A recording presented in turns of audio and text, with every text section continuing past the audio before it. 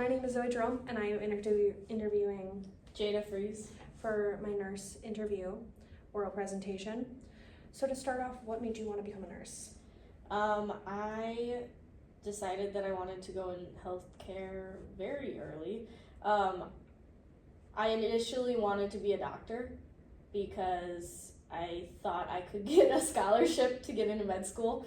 And so I wanted to help people and thought that was the way to do it. And then I realized very quickly that I was wrong because that's a lot of schooling and that nurses do almost as much, if not more, than the doctors do. So I figured that would be the next best route. What made you want to become a nurse specifically when you were young? Mostly watching like my grandparents interact with nurses.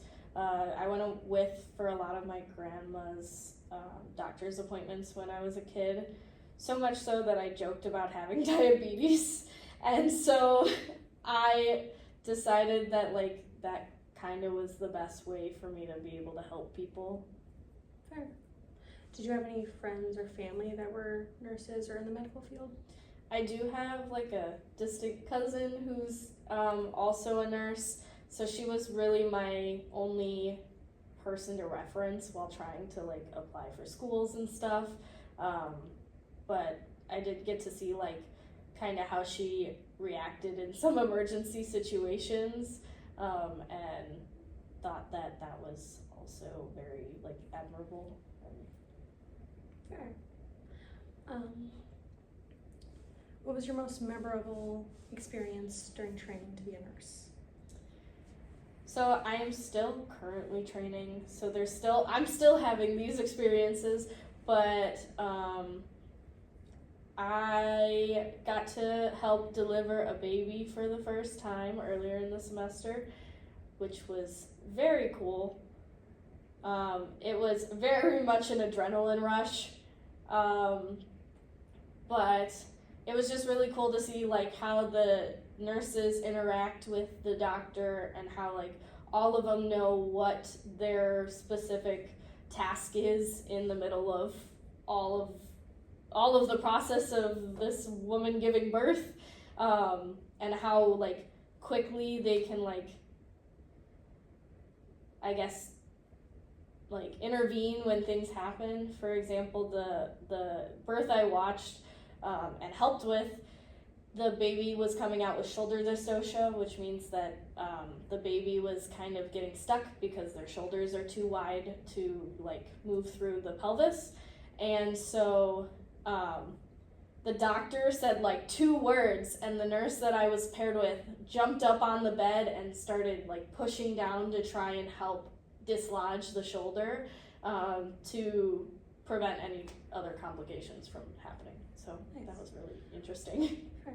How has the relationships you've seen between either nurses and other nurses or doctors and nurses affected how you feel about nursing? The interactions I've seen between different nurses makes me a little nervous because there is the stereotype of like nurses are mean girls kind of, and there are some facilities in which that thought process is very prevalent and they really do not like each other very much, and that can make a very tense work environment. But then there's other facilities that I've been to that are very good at like keeping a very tight ship on like keeping their employees happy and working together and kind of keeping a harmonious environment for everyone working together. So Has there ever been times that you've doubted becoming a nurse? oh yeah, absolutely. Or any specific stories? I mean, I feel like this is every nurse's answer to this, but going through pharmacology was rough. I really did not think I was going to make it through that class, and I think after making it through that class and getting into my junior year now, it's hard to like think about the fact that I really thought I wasn't gonna make it through, and if I didn't, I wouldn't be here still. But now I feel like I'm understanding the content, and I'm like kind of breezing through everything else. So definitely didn't think I was gonna get through that part, but it's okay. Was that the thing that Liv was struggling with? Yes. A while ago? Okay. Yes, I it heard is. that she was struggling about it in chapter. She's like, I can't. Like, that's It is. fair. It is. I don't know what it every is, but that's nurse's exactly hardest class. It's I've heard learning that. about all of the different medications, how they affect the body, what are they supposed to be used for, what are the potential adverse effects you need to watch for, what are the most important safety considerations that you need to be aware of for each specific drug in each specific class, and there's like hundreds and hundreds of drugs, so it's like hard to be able to remember each and every one of them, and I still don't know all of them, obviously. Most nurses don't know all You've of done them. a great job, though. I've heard you talk about them occasionally when, like, Yeah, when Liv with asked Brooklyn me and questions. we were talking about them Oh, one time, that's and you're just true. like, yes, and I was like, oh, okay, and we Yes. just went on. And Yes, like, I thought that was a very fun discussion because I feel like sertraline, or most people know it as Zoloft, it's an SSRI, which means that's an acronym for a serotonin like reuptake inhibitor, essentially, and so it helps the body like regulate its emotions a little bit because it's regulating serotonin, and I just think it's interesting because there's things that I learned specifically in my mental health lecture, and people will say something about like, oh, they're taking sertraline, and I'm like, you're not supposed to drink on that, or blah blah blah blah blah. Like, I think it's really like impressive that I have now gotten to the point where I can just like spitfire off certain information about certain medications or certain disorders, like, yeah. Sure. With that being said, is there any subfields or anything like that you like specifically over others? I was surprised that I enjoyed pediatric mental health. I am someone who really doesn't really want to work with kids. I have now done my pediatrics rotation too, and though I enjoyed it, I still don't think I really want to work with kids because where I was placed, I didn't really have to interact with parents, and that was one of the things that is deterring me from pediatrics, is having to work alongside parents, because sometimes they don't want what the medical professional thinks is best for the child in any certain case. But I did really enjoy pediatric mental health because it was being able to talk to kids because that's what a lot of what the mental health field is about, is being able to like talk through and provide medication or administer the medication that the provider orders to kids that have experienced similar things to maybe what I experienced as a kid. And though their circumstances tend to be more severe because they were inpatient in a mental health facility, it's still interesting to be able to talk to them and find out their experiences, and you have to do it very delicately because you obviously don't want to impact them in a negative way, and they are children, so they're very impressionable. But I feel like because I've had some similar experiences to some of the children that I worked with, it was a lot more fun to be able to kind of counsel them through that and talk through, this is really not something you should be doing, versus here's like some of the coping mechanisms that I maybe use that might work for you, or finding like different solutions. You know, a child who is interested in the arts, their coping mechanisms are going to be very different than a child who is interested in being physically active, because like that child is going to want to do something more physical to cope, where someone who's artsy is going to want to do something more artsy to cope. So Doing whatever feels best for them. exactly. Finding a solution or even just a coping mechanism that works for them. So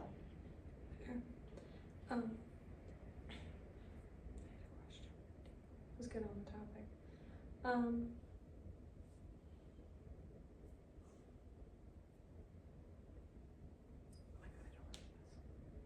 I had a good question that was relating to the topic.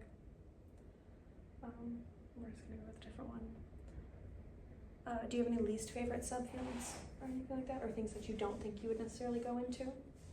I don't think, like I said, I don't think pediatrics as a whole is for me, especially not like ER pediatrics. I am hesitant to go into like long-term care.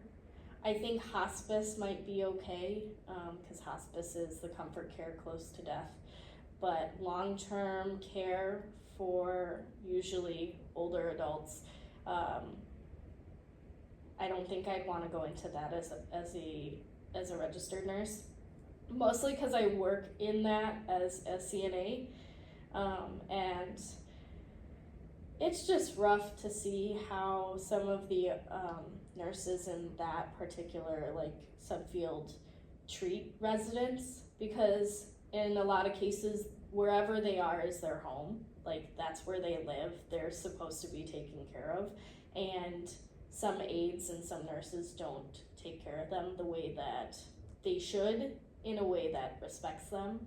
And so knowing that that is a very real thing that I have to deal with as an aide and have to navigate as an aide, I don't think I'd want to go into that,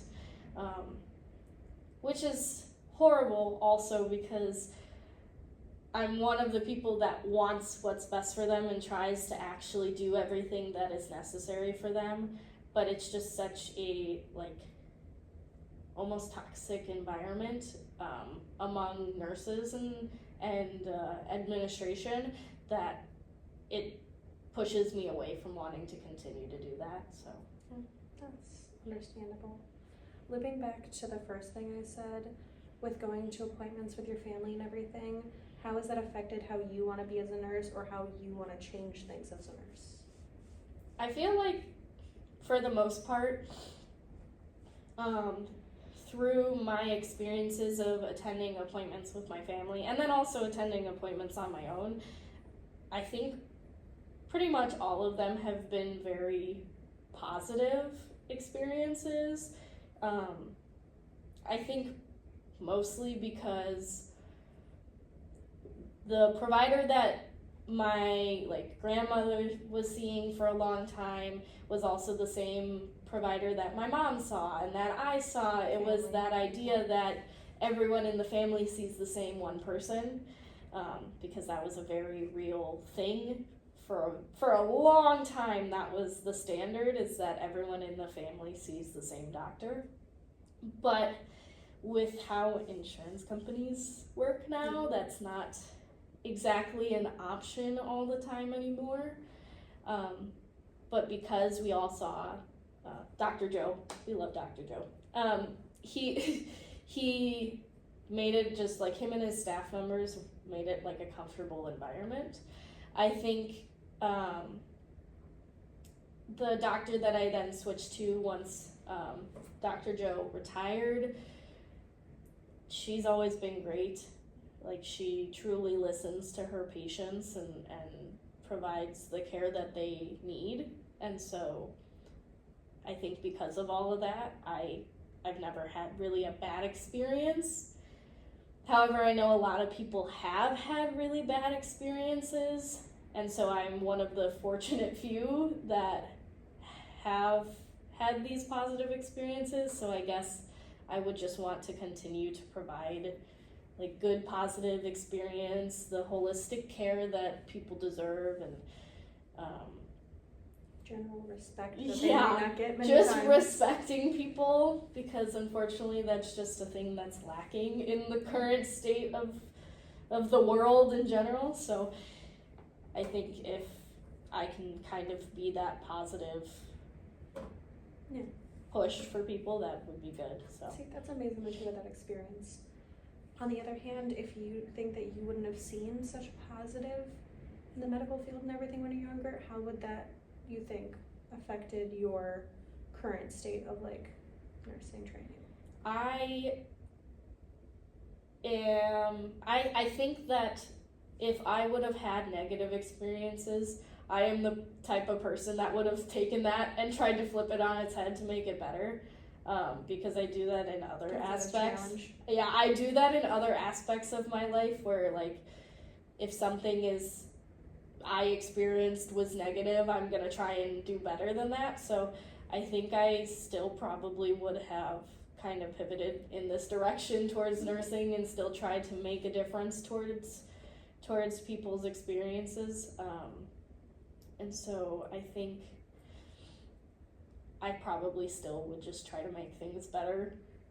I think I'd have a better, more specific answer of how I would want to make it better if I had the negative experiences, but once I get working in whatever facility or hospital I end up working for, I think it'll become very evident what needs to be fixed and what I should be doing to fix it. So, because that's what I love doing. I like problem solving. Give me a problem, let me fix it. So Perfect. That's amazing. What traits do you think are good to have as a nurse, and which ones do you think you have or would you aspire to have? I think as a nurse, you need to be able to really listen and communicate. In my classes, we talk often about therapeutic communication, which is often open-ended questions and how do you listen to the patient in a way that makes them feel respected, without kind of diminishing yourself in the same. I think that is something I still have to work towards, but I think most nurses do need to work towards that all the time anyway. I think that just being respectful and I don't know, maybe like you have to be able to think critically, and so that you can kind of problem solve and pull the pieces together, because although as a nurse you're not allowed to identify and communicate what the exact diagnosis is, you are supposed to be evaluating and observing for all of the symptoms to pull together to then hand that to the provider so that they can diagnose. So I think being able to be very observant and think critically is very high up there. That's good. Yeah. Is there any specific challenges you faced either in your learning, young adult life, or in your facilities when you've worked that have affected how you want to become a nurse? Yes. So one of the things that I think really has impacted me in my training is one of my very first professors was very disrespectful to students. And I think, again, just being respectful to people is a very big thing. The other thing that I think of when you ask me this question that has greatly impacted me is working as a CNA prior to becoming a nurse. They always say that you get more experience and you learn how to talk to people if you're an aide first, and I think that's very true.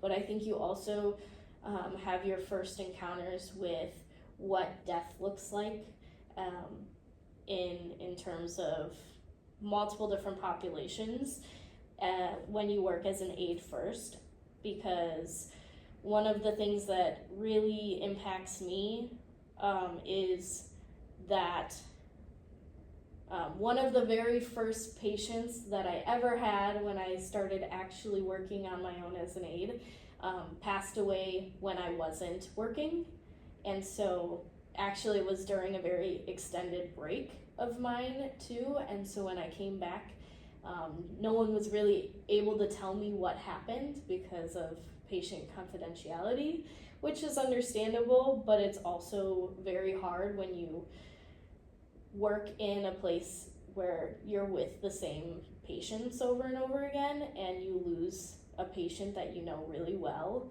So I think that's really impacts a lot. So That's fair. How do you think your relationships with your patients, or previous to this, any type of medical like situation that you've been in, has affected your training or doubt or aspirations to be a nurse? I think with this question, it makes me think of a very particular incident in which I actually had to report to administration because essentially one of the residents in my facility was completely ignored for an entire shift, which is an 8-hour period. This resident is primarily ambulatory. She can, for the most part, move herself and function. However, she has issues like toileting and getting herself in her bed due to like a lot of fluid buildup in her body. And so it's hard to see that people not think it's okay, but still willingly choose not to help her because they think that, oh, she can do most of it on her own, why can't she do the rest of it? Which I think goes back to this is their home and they need to be respected in their home. So yeah. That's fair. Is there anything you think that as an education or educator aspect that could help deter people who are not meant to be nurses from pursuing that field? Because you've spoken a lot about the people that don't respect their patients, people that don't necessarily appreciate what they already have, who have worked this hard but maybe aren't fit to be this. I know this is a tough question, but I think this is something that Carthage does really well, is they have a much they have some altered grading scales, so you have to really, really strive to be good at what you have to strive to know what you're talking about. You have to really understand the content to make it far enough to be able to actually go and take the NCLEX. And so I think that really deters students who may not actually want to do this. Maybe they think they do and then they get into it and they don't. I think that also the use of having our very first clinical in a long-term care setting, because when you get in the hospital, you know, each floor is slightly different, each unit is slightly different, but for the most part, you are doing whatever your specialty is. If you're doing med surg, you're doing a little bit of everything, you know? So I think because long-term care is kind of put at like the bottom of priorities and people kind of go into there not knowing, like they learn the skills and they know kind of what they're doing, but not enough to, you know, care for someone by themselves. I think that's a really good place to start, because some of my classmates got into the long-term care facilities and started talking with patients and performing assessments, and then they all, like, some of them realized this is not meant for them. They are not ready for that kind of interaction, where they might have to, like, have some challenging conversations with patients, because a lot of the times these patients in those long-term care facilities are adults. They have had a whole life before this, you know, whether it's within rehabilitation or like skilled nursing to hospice, potentially. So I think when they get into the very first clinical site, being able to learn how to actually talk to people is a very big reason why someone may or may not choose to stay within the nursing department. I think though, if a student has done a CNA course prior, I think they are more likely to stay within nursing because they already have that experience of how do I talk to someone, how do I hold myself in a professional manner, stuff like that. On a different topic, with the whole stigma of nurses are mean girls, how do you feel towards that aspect? I think that unfortunately sometimes that is the reality. I don't think it's because all nurses are mean girls. I think it's because the mean girls are the ones that tend to stand out above others. And I think a lot of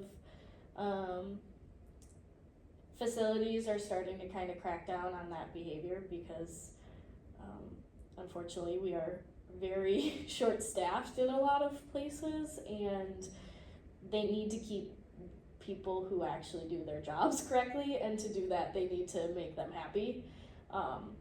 However, that's not always the case, so. It's fair. Do you think it's more because it's in a place where you're supposed to be taking care of others that it's more noticeable when it's that? Or do you think it's, because a lot of it, like a lot of different career paths have, of course, mean girls, Yeah. people who aren't the best. Do you think it's more prevalent because people put the focus on that? I think it's just more prevalent because it's already a stereotype within the community of nursing. I think if you go anywhere else, like you said, you're gonna find people who don't act as they should in a professional setting. But I think that because this is such a prevalent stereotype of, you know, mean girls are the ones that tend to be nurses, it just is more widely seen.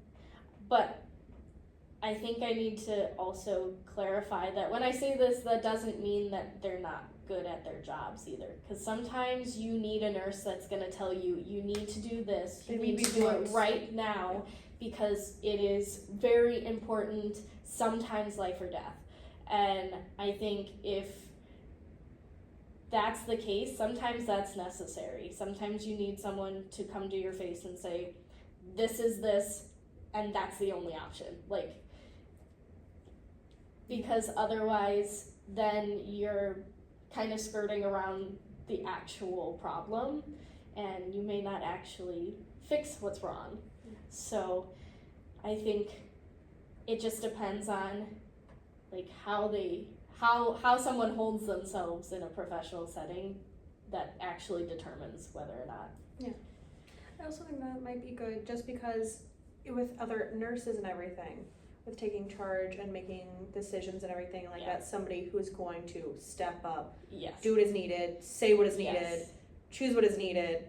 That is, you don't always want to be the nice guy or beat around the bush and everything, especially with different fields. That might not be the best thing. I agree for pretty much, and it's just that sometimes you need someone that's in charge. The difference is you kind of just have to have a select couple of them that can handle themselves in that way, because otherwise you do start to then have conflict between staff members, so that's also not ideal. But I don't know, it's just trying to keep staff happy, really. So have you ever had people treat you differently after they found out you were training to be a nurse? Yes, 100%. Actually, it happens more often within the medical field. I was going to bring up Zeta's always asking you about nursing Oh my stuff. goodness. I'm sorry. Yes. It reminds me when Hallie went to Claire when she messed up her ankle on Halloween. She immediately called Claire and was like, what did I do? And Claire's like, you're showing me a blurry video. I don't even know what you're talking about right now. I'll wrap back to that. But the first thing is, yes, absolutely, primarily in the medical field, because sometimes I'll go, for example, every year I have to get a quantiferin gold blood test. It's to test me for tuberculosis, because obviously I need to be negative to be able to provide care without putting people in danger. And so when I go to, usually I go to a lab within a hospital system to get my blood drawn to do this test. And when I go there, sometimes I'm just so calm and I'm just sitting there and like letting them, poke and prod at me and find my vein and take the blood and all of that. And sometimes they're like, you are way too calm for this to be okay. You have to work in the medical field in some way. And a lot of the times I'm like, yeah, when I work as a CNA or I'm training to be a nurse or whatever. And I feel like they're much more like respectful but also enthusiastic a lot of the time to be able to like care for me. I feel like also sometimes they're more nervous then, because then they're also caring for someone who knows what they're doing. So if they mess up, you do something wrong, I'm gonna call you out on it. Exactly. They're like, well, I can't mess up because if I mess up, she's gonna know that I messed up. So I think it's really interesting. I purposely try to avoid telling people within some sort of medical field or medical adjacent field when I'm a nursing student and that I work as an aide and all this. Like for example, I'll go to the pharmacy and they'll be like, do you need any information? And I'm like, no, I got it. Like, I know, and if I don't know, I can look it up. and they're just like, what? Like, I'm like, no, seriously. Like, you're like, I got it. It's okay. I probably should just research it myself so that I know what I'm talking about. But I think that sometimes, yeah, they're more like nervous to then care for me. But then also, like you said, just asking I feel like friends and family, oh my gosh, my family does it too. They tend to then call me and be like, I just did this. What does it mean? And I'm like, I can't tell you what it means because I don't know what you're talking about. I need so much more information. Like, I can't just look, like you said, look at someone's FaceTime video and tell you what's going on. Yeah, she just called Claire and was showing her like the blurriest FaceTime video on Halloween.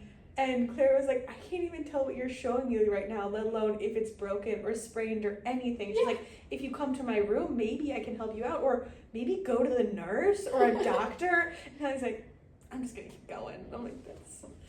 Yeah, I mean, same thing. Like, for example, my roommate did not know that she was not supposed to drink alcohol while taking her medication.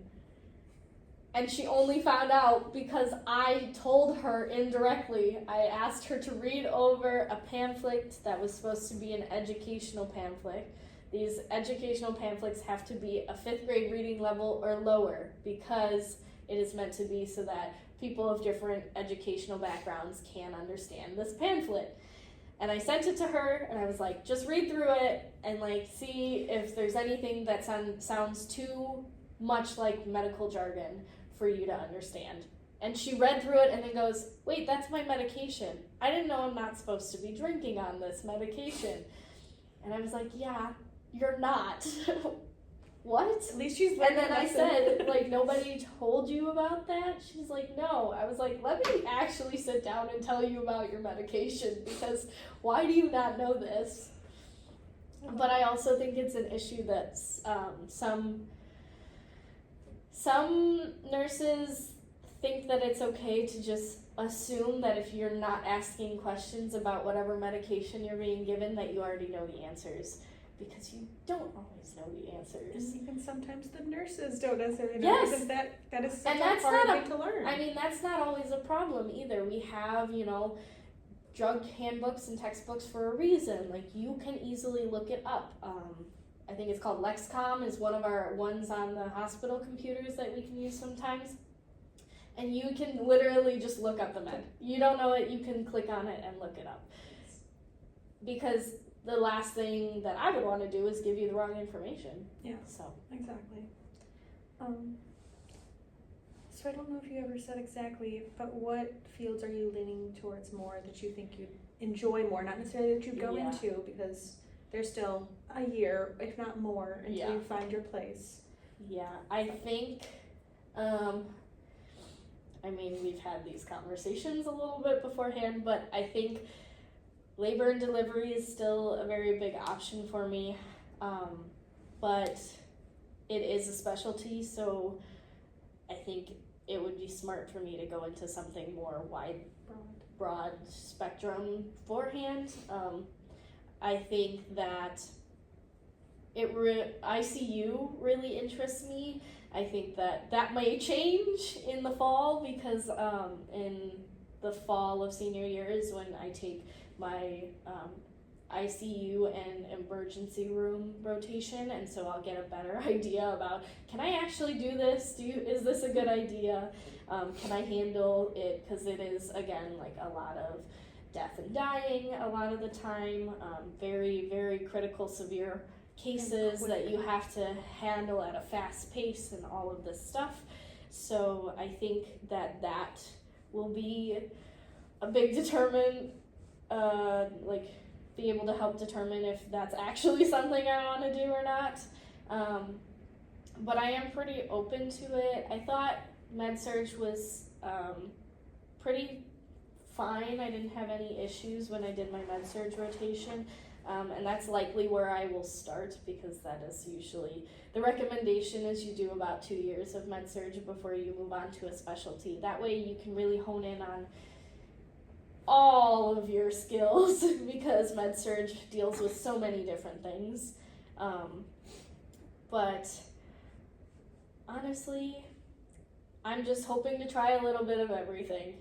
I don't think orthopedics is really going to be for me, but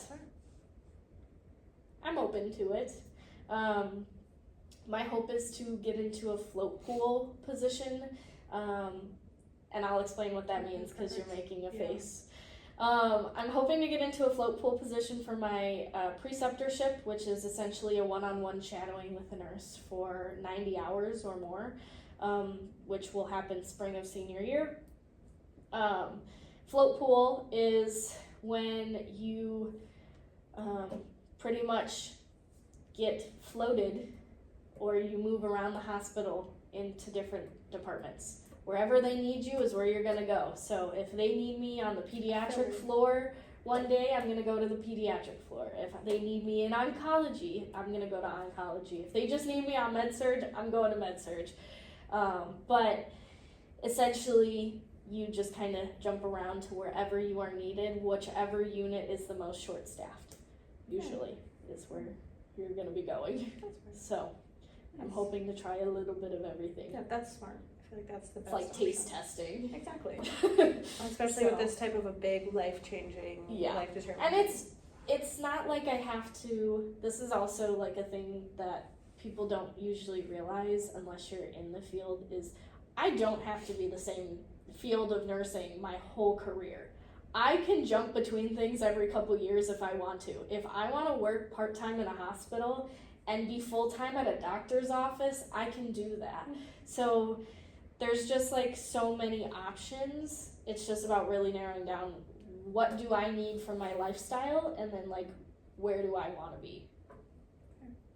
Yeah, no, my aunt is a nurse, so I've seen somewhat of how this and everything changes. Because before that, she was in, I believe, the Navy or the Army or something like that.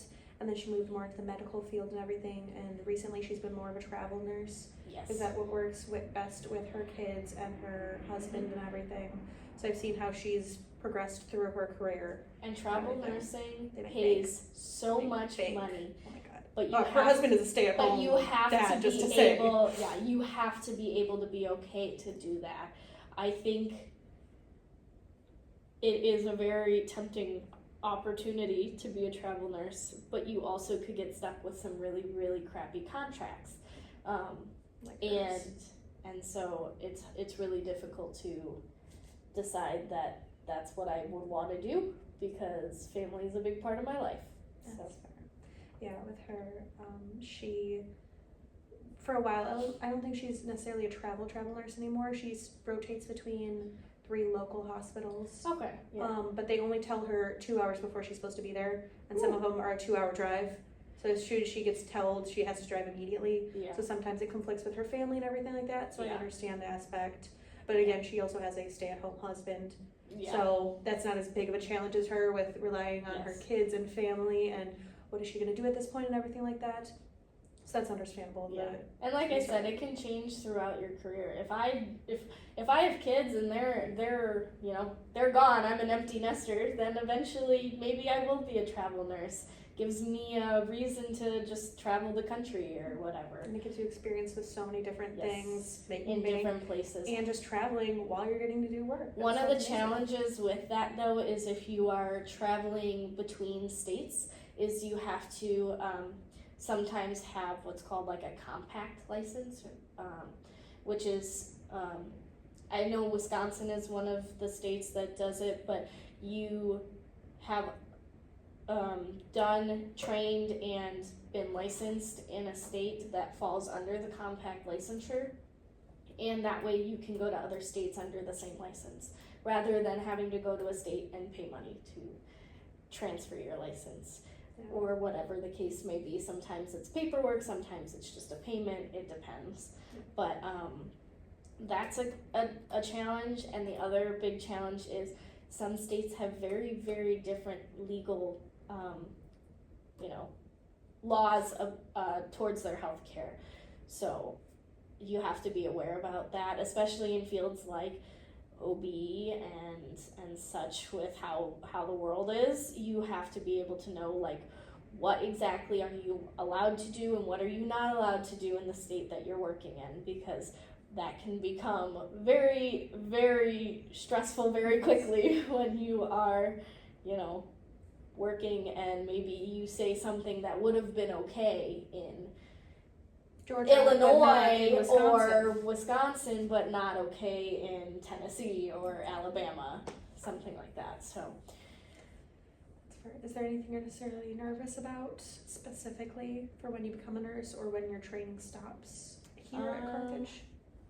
I mean, because I'm still training, I guess the big answer to that is the NCLEX, the test that I have to take to get my license.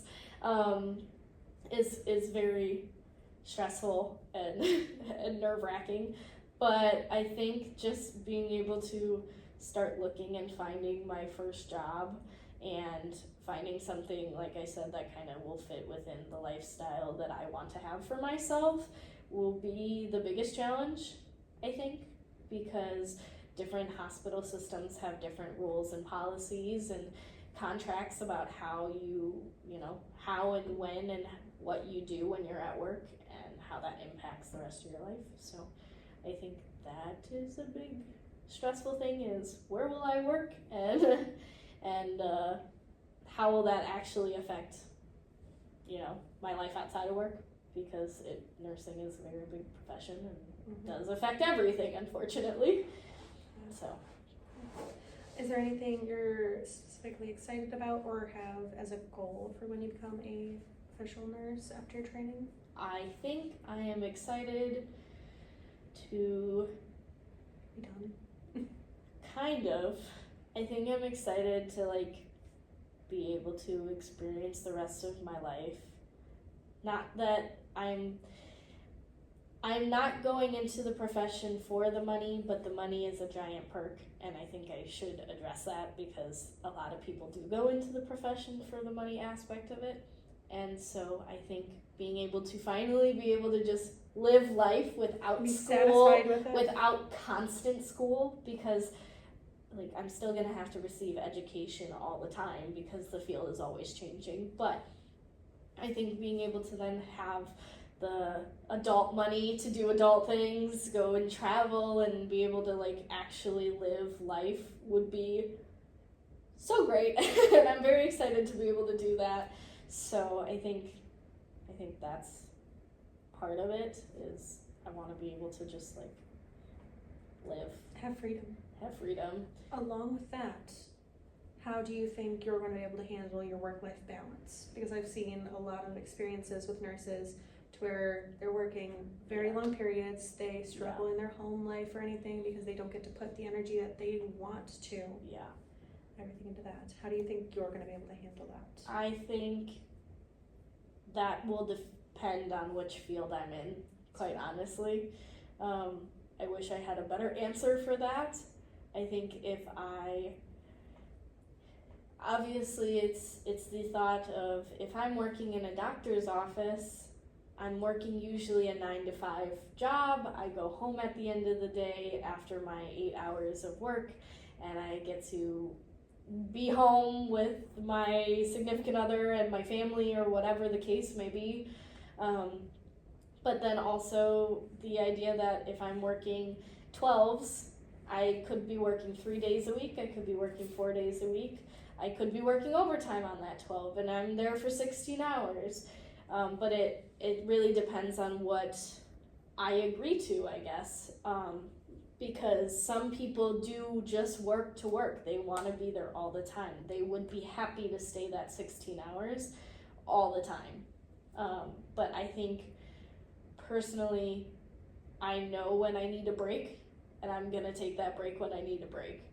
And I think I have some good coping mechanisms in my tool belt, and I can use that when I need it.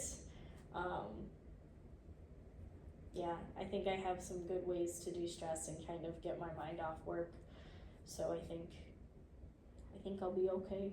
And if I'm not, then I know that I need to make a change, and that would be the first thing to figure out. So Exactly.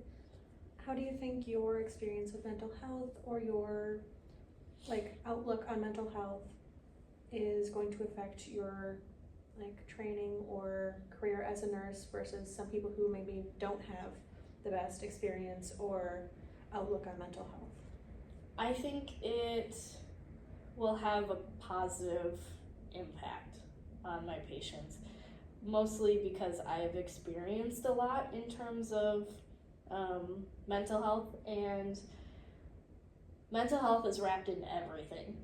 It is absolutely everywhere, and It's the so foundation of life. it really is the foundation. So I think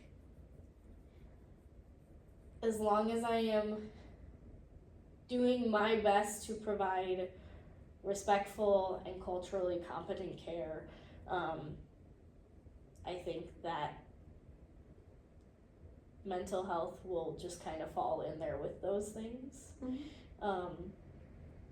Because in the end, it's really all about how you talk to people, and How you treat them.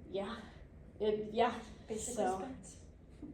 and it's a lot of the time, mental health comes down to asking them a lot of questions, because not many mental health conditions can be diagnosed through physical symptoms. Many of them are diagnosed through constant communication, and so I think as long as I am providing the best care I can in a way that makes my patients comfortable, I think it will just it'll happen. So. Well, this has been a great interview. Thank you. I appreciate it. Mm-hmm.